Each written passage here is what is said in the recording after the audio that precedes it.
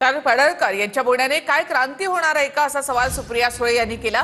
पडळकर यांचा बोलविता धनी कोण हे कळलं पाहिजे असं विश्वजित कदम यांनी म्हटले। तर भाजपकडून शरद पवार यांच्यावर 50 वर्ष टीका करतात असं भास्कर जाधवांनी म्हटले। लोकशाही आहे, प्रत्येकाला ठीक आहे, त्यांना हे बघा ही लोकशाही आहे। त्यांना कोणी सांगितलं जसं बोलायची ताकद आमच्यात आहे तशी ऐकायची ही ताकद असली पाहिजे। फॅमिलीचं बॅकग्राऊंड काढलं का? ठीक आहे त्यांना जे ना, पाठीशी घालतात त्यांच्या संस्कृतीत बसतं काय? तो त्यांचा प्रश्न आहे, माझा प्रश्न नाही। पण ही भाषा महाराष्ट्रात कधीच नव्हती, म्हणजे टीका व्हायची। हा प्रश्न तुम्ही माझ्या तुम्ही आमचं मला विचारायच्या ऐवजी त्यांना विचारा ना। आणि लोक बोलत राहतील, एका सशक्त लोकशाहीमध्ये लोक बोलत राहतात, प्रत्येक वेळेस उत्तर देणं काय गरजेचं नसतं। आणि ह्याच्यातून काय महाराष्ट्रात मोठी क्रांती होणार आहे का? तर नाही, त्याच्यामुळे काय फरक पडतो? त्यांना अधिकार आहे आमच्यावर वैयक्तिक टीका करायचा।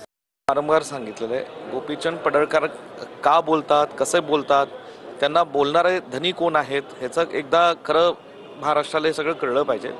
शरद पवार साहेब हे महाराष्ट्राचे ज्येष्ठ नेते आहेत, वयाच्या 83व्या वर्षी आज त्यांच्यावर अशा पद्धतीचे गलिच्छ टीका करणं, त्यांच्या कुटुंबावर बोलणं हे काही कुठल्या लोकप्रतिनिधीला शोभणारं नाही। भारतीय जनता पार्टीच्या लोकांकडून आदरणीय पवार साहेबांच्या बद्दल 50 वर्ष वेगवेगळे लोक वेगवेगळ्या प्रकारची टीका करत असतात। 4-2 माणसांना नवीन पुढे केलं जातं, तर 4-6 महिने पक्षातले काही ठराविक लोक टीका करतात, ते 4-7 महिने कुठेतरी बॅकफुटवर जातात, ते गायब होतात, पुन्हा 4-6 महिन्याने आणखीन 2 माणसं नवीन काढायची। एक प्रकारे पक्षाकडून अशा लोकांनाच प्रोत्साहन देऊन त्यांनाच हे बोलायला लावलं जातं की काय, असा संशय यायला पुरेपूर जागा